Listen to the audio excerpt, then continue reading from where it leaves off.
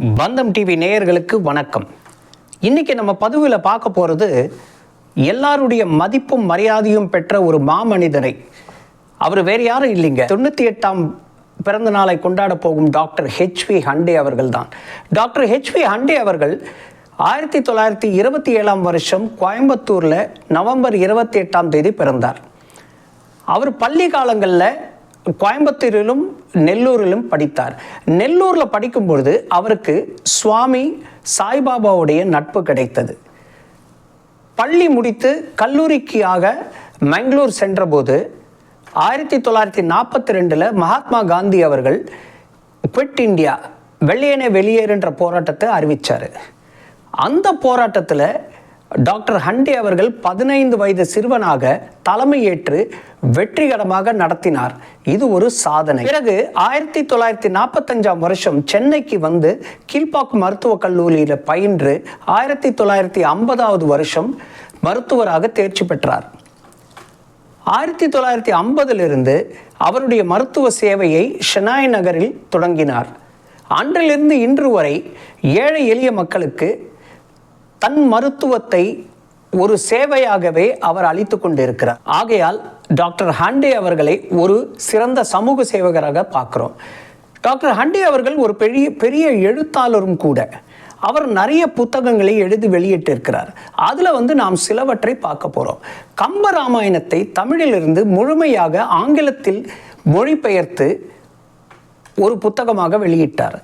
Doctor அம்பேத்கருக்கு பெருமை சேர்க்கும் வகையாக doctor Ambedkar the making of the constitution அப்படின்ற ஒரு புத்தகத்தை வெளியிட்டார். அதன் பிறகு அவர் கான்ஸ்டிடியூஷன் என்ற புத்தகம், அதாவது அந்த எமர்ஜென்சி காலத்தில் என்னென்ன திருத்தங்கள் அரசியல் அமைப்பில் கொண்டு வந்தாங்களோ அதை விரிவாக பேசியிருக்கிறார். The rise and fall of article 370 அது ஒரு புத்தகம். அவர் எழுதியதிலேயே முக்கியமான புத்தகம் எம்ஜிஆருடைய மறுபிறவி பற்றி. டாக்டர் ஹண்டேவின் அரசியல் வாழ்க்கை தமிழ்நாடு வரலாறில் ஒரு முக்கிய அங்கமாக இருக்குது. அவர் முதல்ல சுயேட்சையாக 1962ஆம் ஆண்டு எம்எல்சியாக தேர்வு பெற்றார். அதன் பிறகு 1965 அவர் சுதந்திர கட்சியில் இணைத்து கொண்டார். அப்போது சுதந்திர கட்சியின் சார்பாக 1967லையும் 1971லையும் பார்க் டவுன் அப்படின்ற ஒரு தொகுதியில் போட்டியிட்டு அன்றைக்கு ஜாம்பவன்களாக திகழ்ந்த திருமதி அனந்தநாயகி அவர்களையும் திரு ஆசை தம்பி அவர்களையும் தோற்கடித்த பெருமை அவருக்கு இருக்கு. அடுத்தபடியாக 1972ஆம் ஆண்டு புரட்சி தலைவர் எம்ஜிஆர் அவர்கள் திமுகவிலிருந்து நீக்கப்படுறாரு. அப்போது புரட்சி தலைவர் அனைத்திந்திய அண்ணா திமுக அப்படின்னு ஒரு கட்சியை துவங்குறாரு. டாக்டர் ஹெச்வி ஹண்டே அவர்கள் அந்த கட்சியில் தன்னை இணைத்து கொள்கிறார். அந்த கட்சியில் அவர் இணைந்த உடனே புரட்சி தலைவர் அவரை தலைமையக செயலாளராக நியமிக்கிறார். பிறகு 1979ஆம் ஆண்டு அவர் சிறப்புற பணியாற்றியதால் அவரை அமைப்பு செயலாளராக அறிவிக்கிறார். 1980ஆம் ஆண்டு தேர்தலில் புரட்சி தலைவர் அவர்கள் திரு ஹண்டே அவர்களை அண்ணா நகர் தொகுதியில் டாக்டர் கலைஞருக்கு எதிராக களம் இறக்குகிறார். தேர்தல் முடிந்து வாக்கு எண்ணிக்கை நடக்கும் பொழுது சில குழப்பங்களுக்கு இடையில் டாக்டர் கலைஞர் அவர்கள் 600 வாக்கு வித்தியாசத்தில் தேர்வு பெற்றதாக அறிவிக்கப்பட்டது. புரட்சி தலைவர் எம்ஜிஆர் அவர்கள் மீண்டும் முதலமைச்சராக பதவியேற்ற போது டாக்டர் ஹெச்வி ஹண்டே அவர்களை சுகாதார அமைச்சராக நியமித்தார். 6.5 ஆண்டு காலம் டாக்டர் ஹெச்வி ஹண்டே அவர்கள் சுகாதார அமைச்சராக தமிழ்நாட்டில் இருந்த பொழுது நிறைய மாற்றங்களை தமிழ்நாட்டில் கொண்டு வந்தார். குறிப்பாக அன்றைய காலகட்டத்தில் குழந்தைகள் இறப்பு மிக அதிகமாக இருந்தது. அதாவது எண்ணிக்கை 1000 குழந்தைகளுக்கு 124 குழந்தைகள் இறந்து கொண்டிருந்தார்கள். அதில் சில நல்ல விஷயங்கள்லாம் செய்து அந்த எண்ணிக்கையை 74ஆக குறைத்தார். அதே மாதிரி அன்னைக்கு லெப்ரசி எனப்படும் குஷ்டரோகம் மிகவும் அதிகமாக தமிழ்நாட்டில் காணப்பட்டது. அதற்கும் சில வழிமுறைகளை வகுத்து அதையும் ஒரு கட்டுப்பாட்டுக்குள் கொண்டு வந்தார். தமிழ்நாட்டில் ஆரம்ப சுகாதார நிலையங்கள் கீழே இணை சுகாதார நிலையங்கள் இயங்கி கொண்டு இருந்தது. அது தமிழ்நாடு முழுக்க வெறும் 3000 இருந்தது. அதை உயர்த்தி 7500 கொண்டு வந்தார். அவர் செய்த மாற்றங்களால் தமிழ்நாடு தொடர்ந்து வருடா வருடம் இந்தியாவிலேயே முதன்மை மாநிலமாக திகழ்ந்து கொண்டிருந்தது. இதன் அடிப்படையில் மத்திய அரசாங்கம் என்ன செஞ்சாங்கன்னா 7.5 கோடி ரூபாய் நிதி உதவி தமிழ்நாட்டுக்கு வழங்கினாங்க.